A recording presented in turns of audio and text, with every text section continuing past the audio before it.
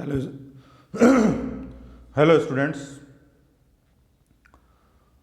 Good morning to you. Today we will take a demonstration class on weapon examination. How to examine a weapon and how to write a report. In last class we have discussed about how to write a injury report. Today I am going to discuss about how to write a weapon report. How you receive these weapons and where you are need to do a examination of a weapon. So in medico legal work, whenever you will do medico legal work related with injuries, suppose that आपके hospital में एक patient आता है जिसको चोट लगी हुई है, आप उसकी इंजरी रिपोर्ट बनाते हो, कोई भी जो भी डॉक्टर है वो इंजरी रिपोर्ट बनाता है। यदि उसको जो चोटें आई हैं, यदि किसी हथियार से आई हैं, किसी वेपन से आई हैं, तो उस इंजरी रिपोर्ट के साथ वो वेपन भी पुलिस पर्सनल साथ में ला सकता है और आपसे बोलेगा कि सर इसको भी एग्जामिनेशन करना है। या फिर क्या होता है कि जब वो चला जाएगा तो फिर पुलिस अपना काम करेगी, इन्वेस्टिगेशन करेगी और जो पर्सन है जिसके पास वेपन मिला है या जिसके आसपास से वो वेपन बरामद हुआ है पुलिस वो लेकर आएगी और वो आपसे बोलेगी, एक रिक्विजिशन लेटर होगा कि डॉक्टर ये examine this case and your injury report is attached along with this. तो एक लेटर आएगा, उस लेटर में लिखा होगा कि आप इस वेपन का एग्जामिनेशन कर महोदय कृपया इस हथियार का परीक्षण कीजिए और इसमें लिखे प्रश्नों का उत्तर की अपेक्षा रखते हैं। प्रश्न क्रमांक 1, क्या उक्त चोटें जो व्यक्ति को, मृतक को पोस्टमार्टम के बाद यदि हुआ है तो मृतक को या व्यक्ति को जो चोटें आई हैं वो चोटें इसी हथियार से आना संभव है? क्या उक्त चोटें प्राणघातक हैं? या ये प्रश्न उठ सकता है कि जो चोटें हैं वो क्या हैं कि इसी हथियार से आई हैं, इनमें से कौन कौन सी चोटें इस हथियार से आना संभव है? या अन्य कोई साक्ष्य जो आप हथियार से जुटा सकते हो आप जुटाएं, है ना। तो इस तरह के प्रश्न जनरली हिंदी रीजन में जो भी थाने होंगे उस थाने में हिंदी में प्रश्न लिखे जाते हैं। जो भी हमारे स्टूडेंट्स बाहर के हैं, एमपी के बाहर के हैं, साउथ के हैं, वो उनकी लैंग्वेज में एरिया में चलता होगा, लेकिन usually in MP northern region Hindi में इस तरह के प्रश्न बनाए जाते हैं कि उक्त हथियार से जो चोटें आई हैं वो इसी हथियार से, जो उक्त व्यक्ति को चोटें आई हैं वो इसी हथियार से संभव है, या उक्त चोटों में से प्राणघातक चोट कौन सी है, या उक्त चोटों में से जो चोटें आई हैं उनसे संबंधित कोई साक्ष्य आप इसमें से जुटा सकते हो। इस तरह के प्रश्न पूछे जाते हैं। तो यदि पोस्टमार्टम हुआ है तो पोस्टमार्टम के भी बाद इस तरह के हथियार बरामद होते हैं और वो जब पुलिस पर्सनल उनको लेके आते हैं तो उसके साथ वो जो इंजरी रिपोर्ट आपने बना के दी थी पहले उसकी एक कॉपी भी होगी, या पीएम के साथ पीएम की रिपोर्ट की एक कॉपी भी होगी। ये यूजुअली पैटर्न है। तो जब आपको रिपोर्ट लिखना है तो वो रिपोर्ट कैसे लिखना है उसके रिगार्डिंग मैं थोड़ी देर आपसे डिस्कशन करूंगा। तो उसके लिए मैंने क्या किया है कि मैंने एक रिपोर्ट बना ली है और एक एग्जामिनेशन के लिए एक वेपन मैं अपने म्यूज़ियम से लेकर आया हूँ। ये कॉमन नाइफ है जो आप जब म्यूज़ियम देखोगे तो उसमें आपको देखने को मिलेगा, हमारे म्यूज़ियम में ही है। इसमें ये लकड़ी का हिल्ट है, लकड़ी का हैंडल है, इसमें जो एरिया होता है उसमें ये फिक्स है ब्लेड, ये ब्लेड है, वन साइड इसकी शार्प एज है, पॉइंटेड है।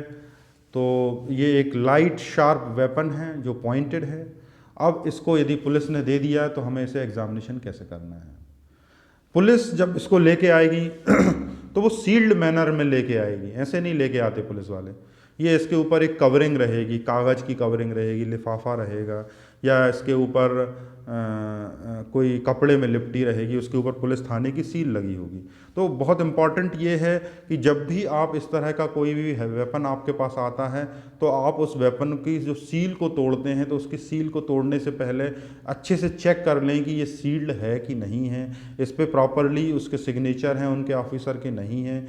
फिर इस पुलिस पर्सनल से यदि आपके यहाँ डिपार्टमेंट में और कोई डिपार्टमेंट में मल्टीपल लोग हैं तो आप रिसीविंग भी ले सकते हैं कि ये एक्चुअली लीगल डॉक्यूमेंट है, तो पहले आप इसको रिसीव ले लें, उसको रिसीविंग दे दें पुलिस पर्सनल उसको, पहले चेक करवाएं अपनी सील लगी हुई है और उसमें जो रिक्विजिशन है उसमें डिटेल्स हैं, उसके साथ उसकी इंजरी रिपोर्ट है, पीएम रिपोर्ट है।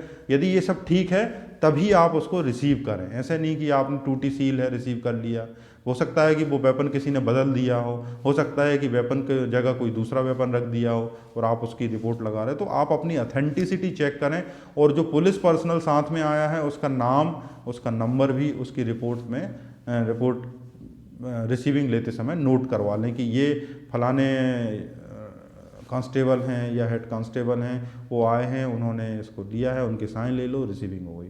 अब आपके पास वेपन आ गया, आप उनको बता दो कि आप 1 घंटे बाद आ जाना, 2 घंटे बाद आ जाना, और आप अपनी रिपोर्ट उस आधार पे बनाते हो।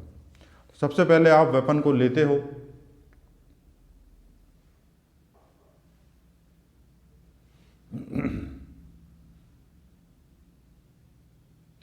तो ये देखिए मैंने एक रिपोर्ट लिखी हुई है,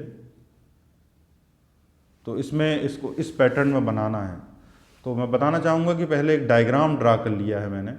कोई भी वेपन आप जब लोगे तो उसका एक डायग्राम बनाओगे, ये मैंने उसका डायग्राम बना लिया है।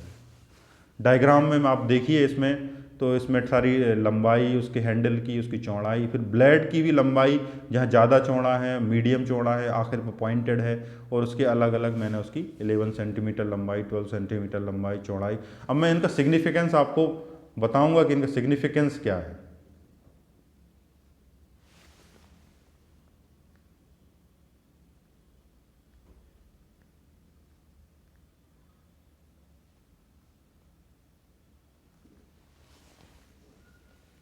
इनको कैसे सिग्निफिकेंस है वो भी अपन समझने की कोशिश करेंगे।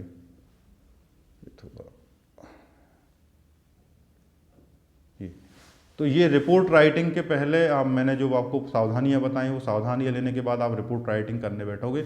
इसका एक प्रिस्क्राइब प्रोफार्मा भी आपके डिपार्टमेंट का हो सकता है, या आप अपना खुद का बना लें कि आपको कैसे इसको प्रिस्क्राइब करना है। अब देखिए ऊपर आपने क्या लिखा, to the investigating officer PS कोतवाली विदिशा। फिर सब्जेक्ट क्या लिख रहा है, examination of provided weapon, reference letter number this, dated this. ये वो लेटर का नंबर है जो आपको उसके साथ मिला है। अभी आपको यदि हम एग्जामिनेशन में देंगे तो एक हाइपोथेटिकल सिचुएशन देंगे, एक वेपन देंगे, और उस वेपन की आपको इमेजिनरी रिपोर्ट बनाना है।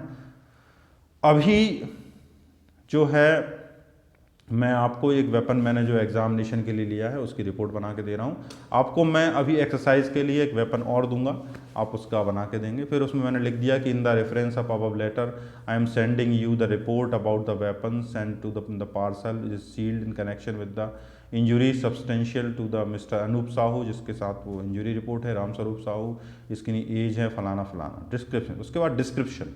आपको पहले डिस्क्राइब क्या करना है, जैसे मान लो कि ये वेपन है तो आप क्या बोलोगे यदि आपको शुद्ध हिंदी में समझना है। तो एक चाकू है, इसका नाम चाकू है, common name. Long blooded weapon है, इसकी पॉइंटेड शार्प एज है, एक तरफ से धारदार है, एक तरफ से मोथरा है। फिर आपसे बोलोगे कि भाई इसकी जो ब्लेड है वो लोहे की बनी हुई है, इसका जो हैंडल है लकड़ी का बना हुआ है। आप यदि साइंटिफिक पर्सन नहीं भी हो तो भी आप यही बोलोगे। तो यही दिमाग में रखना है कि कोई भी वेपन ले लिया है, जैसे कि मान लो कुल्हाड़ी ली, तो आप क्या बोलोगे, टाइप ऑफ वेपन में it's axe, it's name of weapon में it's an axe, common name it's कुल्हाड़ी। उसके बाद उसमें आप लिख दोगे कि इट्स हैवी शार्प वेपन। फिर उसके बाद आप लिखोगे कि इसमें ब्लेड जो है वो आयरन की है, उसकी शार्प एज है। उसके बाद इसका जो हैंडल है वो बैम्बू का है, बैम्बू स्टिक का है। तो उसकी डायमेंशन लिख दोगे कि इतनी लंबी ब्लेड है, इतना लंबा हैंडल है, इतनी लंबी ये है, लाइक दिस। यदि डंडा अकेला है तो डंडे की लंबाई, उसकी डायमीटर, उसकी अलग अलग विड्थ आप लिख दोगे। ये तरीका होता है किसी भी वेपन को पहले डिस्क्राइब करने का कि ये वेपन है क्या। एक्चुअली फर्स्ट आपको डिस्क्राइब करना है कि ये वेपन क्या है, इसकी टाइप क्या है। टाइप भी हमने आपको पढ़ाए हुए हैं, कौन कौन से वेपन होते हैं ये भी पढ़ाया हुआ है। तो उनमें से जो भी उसका वेपन का टाइप है पहले वो लिख दिया। तो मैंने इसमें लिख दिया हुआ है कि 22 सेंटीमीटर लेंथ है, 11 सेंटीमीटर ब्लेड है, 12 सेंटीमीटर हैंडल है। उसके बाद जो उसका शेप है, उसके साइड एंड अदर्स कैसी है, एज किस तरफ है, उसकी विड्थ कहाँ कहाँ कितनी है, ब्लेड कितनी बड़ी है, हैंडल कितना बड़ा। तो इस तरह से मटेरियल, लेंथ, सारी चीज़ें मैंने उसमें नोट डाउन कर दी। अब ये नोट डाउन करने के बाद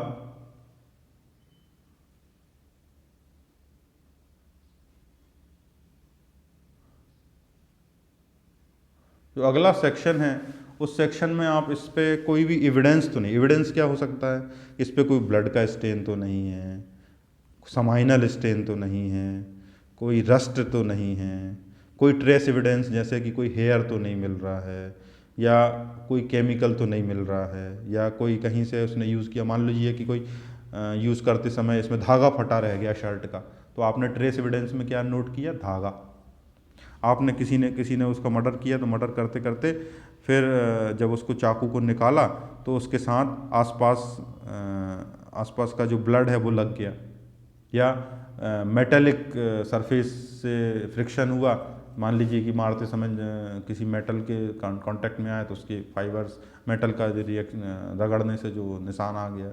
तो इस तरह से आपके कोई भी ट्रेस एविडेंसेस इसके ऊपर हो सकते हैं। यदि प्रेजेंट है तो आपने लिख दिया, ब्लड स्टेन प्रेजेंट है तो ब्लड स्टेन लिख दिया, ब्लड प्रेजेंट है तो आप एफएसएल को भेज दोगे कि भाई इसका ब्लड का एग्जामिनेशन कराओ, या उसका ब्लड का सैंपल को कलेक्ट करके फिर एफएसएल को भेजोगे। दोनों तरीके हैं, आप वेपन को भी भेज सकते हो डायरेक्ट, या फिर आपके पास फैसिलिटीज़ हैं और आप कर सकते हो तो आप उसका ब्लड को कलेक्ट करके भी एफएसएल भेज सकते हो। यूजुअली हम वेपन को ही भेज देते हैं ताकि जो कलेक्शन और ट्रांसपोर्टेशन में एरर्स हैं वो कम से कम हो। पर वेपन में यदि कोई एविडेंस मिलता है तो उसको अलग करके, उसको सील करके, उसको प्रॉपर नोटिफाई करके कि इसमें ये एविडेंस मिला है, वो आपको इस रिपोर्ट में लिखना है। फिर इससे पॉसिबल इंजरीज कौन कौन सी हो सकती हैं, तो इसमें मोस्ट कॉमन इंजरी क्या है, स्टैब हो सकती है, इसकी जो एज है उससे एब्रेजन आ सकता है, यदि इसका हैंडल हैवी है तो उस हैंडल को मार के आप कंटूजन भी क्रिएट कर सकते हो। कितनी इंजरी हो गई, स्टैब हो गया, उसके बाद एब्रेजन हो गया, और इससे आप कंटूजन भी क्रिएट कर सकते हो। ठीक है, इसके ऊपर कोई आइडेंटिफाइफिकेशन मार्क नहीं मिल रहा है, यदि मिलता है, फिंगरप्रिंट मिलता है, जो भी मैंने डिस्क्राइब किए वो और मिलते हैं तो आप उसको भी डोपिन कर सकते हो। फिर उसके बाद ओपिनियन आती है। ओपिनियन में क्या लिखना है, तो मैंने आपसे पूछा कि ओपिनियन बेसिकली वही दी जाती है जो प्रश्न पुलिस वाले पूछते हैं। तो पुलिस वाले यूजुअली जो प्रश्न पूछते हैं, क्या व्यक्ति में जो चोटें आई हैं वो इस हथियार से आना संभव है, जिस हथियार को वो लेके आए हैं, उक्त चोटों में कौन सी प्राणघातक हो सकती है, इस तरह के प्रश्न पूछे जाते हैं। तो यूजुअली सबसे कॉमन क्वेश्चन यही है कि क्या ये चोटें आई हैं वो इस हथियार से आना संभव है। तो उसमें जब आप देखोगे कि इंजरी रिपोर्ट में कौन कौन सी चोटें हैं, आपने देखा कि इंजरी रिपोर्ट नंबर 1 उसमें स्टैब इंजरी लिखी हुई है, उसकी जो चौड़ाई है स्टैब इंजरी की वो इसकी चौड़ाई से मैच कर रही है, तो आप क्या लिख दोगे, उक्त क्रमांक चोट क्रमांक 1 इस हथियार से आना संभव है। यदि एक चोट है उसकी चौड़ाई मान लीजिए कि 6 सेंटीमीटर है, तो आप क्या बोलोगे कि चोट क्रमांक 2 इस हथियार से आना संभव। वैसे ये हम नहीं लिखना है, नेगेटिव हमें फाइंडिंग नहीं लिखना है। यदि कोई आपसे स्पेसिफिकली पूछता है कि चोट क्रमांक 6 के बारे में विवरण दें, तभी आप उसका उत्तर दें, अननेसेसरी आप ना दें।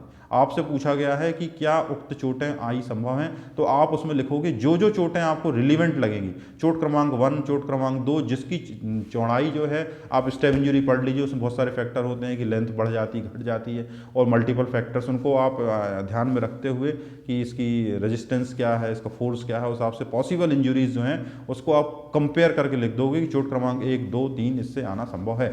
नेगेटिव कोई और चोट है जो इस हथियार से बरामद हुई है वो नहीं है, जब तक पूछी नहीं जाए आपको नहीं बोलना चाहिए। मेरा तो ऐसा सोचना, मुझे यही सिखाया गया है कि जब तक आपसे प्रश्न नहीं पूछा जाए आप अननेसेसरी मत बोलिए। आपसे पूछा गया है कि ये चोटें इस हथियार से आना संभव है, तो आप स्पेसिफिक लिखिए कि 1, 2, 3, 4 इससे आना संभव। यदि उनको पुलिस वालों को और प्रश्न पूछना होगा तो वो पूछेंगे आपने चोट क्रमांक 6 के बारे में विवरण नहीं दिया है, कृपया उक्त कथन इसके विषय में बताएं। तो फिर अगली बार आप जो रिपोर्ट देंगे तो अगली बार लिख दीजिए कि चोट क्रमांक 6 इस हथियार से आना संभव नहीं है, इसमें किसी और हथियार का यूज हुआ संभव है, हो जाना संभव है, हिंदी में लिख दीजिए। तो आपके जो कोर्ट में जो आप एविडेंस देंगे तो वो आसान हो जाएंगे। यदि आपने मान लीजिए कि कोई 4 सेंटीमीटर चौड़ाई का वुंड है, स्टेप वुंड है, और ये इसकी ब्लेड की चौड़ाई अधिकतम 1.4 सेंटीमीटर है, तो वो बहुत टफ है कि इससे 4 सेंटीमीटर का वुंड क्रिएट किया जाए। या बाई एज्ड वुंड है, ये सिंगल एज्ड वुंड है, एक तरफ धार है एक तरफ धार नहीं है, तो जो वुंड होगा उसमें भी एक तरफ रेग्ड मार्जिन होगी, एक तरफ शार्प मार्जिन होगी। तो आप देख लोगे कि यदि मार्जिन दोनों तरफ धार वाले हैं, और तो इसमें तो चूंकि एक तरफ धार है तो इससे आना संभव नहीं है, तो आप ये समझ जाओ कि इससे आना संभव नहीं, तो आपने लिख दिया कि भैया ये चोट इससे आना संभव है। फिर आगे कोई पूछेगा तो आप बताइए, नहीं पूछ रहा है तो बताने की जरूरत नहीं है। फिर नीचे सिग्नेचर और अपना डेजिग्नेशन, सील, टाइम, डेट, ये सब लिखना ही है। फिर उसके बाद ये रिपोर्ट जो है अपने आप ऑफिस में सबमिट कर दीजिए, और ऑफिस से जो पुलिस पर्सनल है वो आके उसको प्रॉपरली साइन करके रिसीव करके ले जाएगा। और आप इस रिपोर्ट की एक फ़ोटोकॉपी अपने रिकॉर्ड में रख सकते हैं, क्योंकि आपने ये रिपोर्ट दी है तो कभी आपको ज़रूरत पड़ सकती है। अब मैं आपको एक वेपन मेरे पास से उसको पिक खींच के उस पर डाल रहा हूँ। आप अगले हफ्ते तक इसकी वेपन रिपोर्ट बना के और सबमिट कीजिए। यदि आपको इसको रिपोर्ट को बनाने में किसी भी तरह की समस्या है तो आप यूजुअली फ्रीली आप मुझसे आस्क कर सकते हैं।